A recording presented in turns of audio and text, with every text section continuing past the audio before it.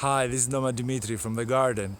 You know, when you go to the tropics or when you see like a documentary in the tropics, how they have these plants that have these enormous leaves that are kind of luxurious and huge. You can't imagine how big they are.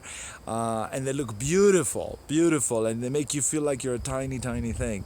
Well, there is one plant that's native to our world, the West, that is not a tropical plant, that actually looks extremely tropical in that sense, in the sense that it makes very, very robust, enormous leaves that look like very impressive foliage that look great. And huge and intimidating, and they give a different kind of texture to your garden. And it's this one.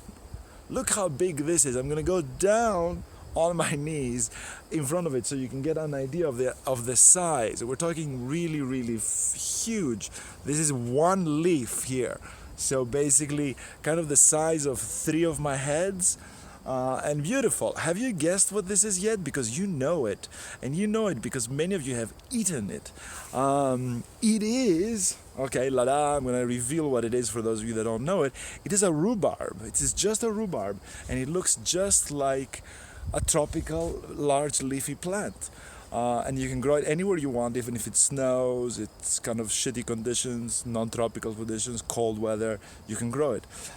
This is growing up in the Alps in 1,000 meters of altitude, 3,000 feet. The nice thing about the rhubarb, let's go inside the rhubarb a bit and see if we can see the story. Here are the stems of these things. If you can see them, I don't know if you can see them really well, but they're bright red. And this is what you eat when you have rhubarb pie. So here we go. I'm lifting the leaves and you can see them better. And I don't know if you can see that they're reddish. They're getting red now, and they will get redder and redder as the season progresses. Voila, there you go. Now you can see them better. And that's when you eat. You cut these things, you cut them on the top and you cut them at the bottom right over here. And that's what you use when you make rhubarb pie. So if you want large leaves, large spectacular leaves in your garden, and it's too cold to have a tropical thing, just grow some rhubarb. And whenever you want, you can just make a pie out of it as well. Noma Dimitri from the garden. Take care. Bye.